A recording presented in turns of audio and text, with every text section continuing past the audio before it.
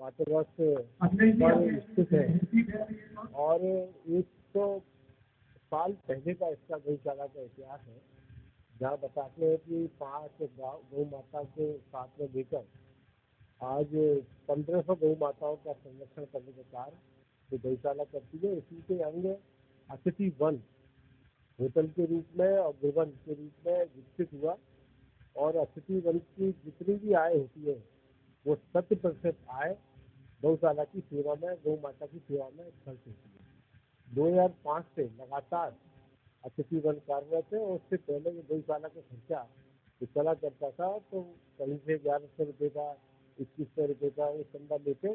गौशाला का काम होता था। आज उत्तर प्रदेश की जो स्वावलंबी गौशालाओं में है वो अग्रवन और अतिथि वन के माध्यम से श्री गौशाला सोसाइटी जो वाटरवर्क्स पर स्थित है वो स्वावलंबी गौशाला में गिनी जाती है। ये आगरा शहर के नागरिकों का बहुत सहयोग है इसमें और हमारे समाज के जो प्रमुख जन हैं जिनके अथक प्रयासों से इस अतिथि वन का अग्रवन का निर्माण हुआ, उनको हम सभी लोग मिलकर याद कर रहे हैं। और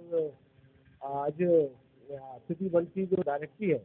इसका विमोचन का कार्यक्रम जहाँ हुआ है, इसमें डायरेक्टरी में सारे हमारे जो सदस्य हैं उन सभी सदस्यों के मोबाइल नंबर, पता, उनका फ़ोन नंबर, उनके फोटो सभी दिए गए हैं और इसमें मिलकर हमारे अतिथि वन के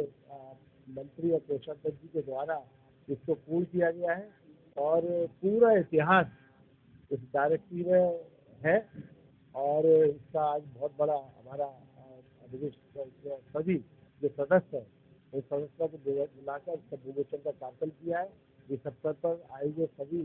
जो हमारे सदस्य हैं उनका मैं अभिनंदन और स्वागत करता हूँ। सबसे प्रमुख बात है, उस समय आज के समाज में अपनी पहचान को रखना ये बहुत बड़ी बात है और महाराजा अग्रसेन के बताए हुए मूल मंत्र के ऊपर आज अग्रवाल समाज चल रहा है। महाराजा अग्रसेन जी का एक मूल मंत्र था, 1 रुपया और 1 ईंट। उस 1 रुपये और 1 ईंट के माध्यम से पूरे अग्रवाल समाज, आगरा के अग्रवाल समाजों ने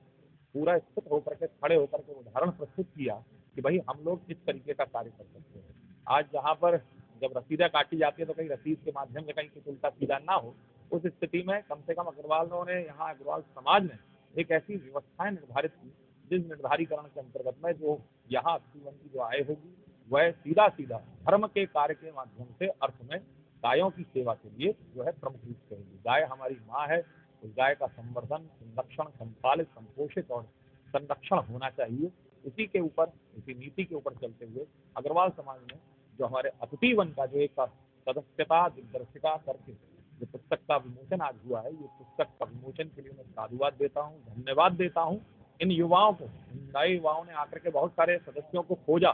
कुछ ऐसे थे जो चले गए थे, उनके बच्चों को मालूम नहीं था कि भाई हमारा कहाँ पर क्या है। उन बच्चों को यहाँ जोड़ा और इसकी एक विशेषता है कि 169 सदस्य हैं केवल,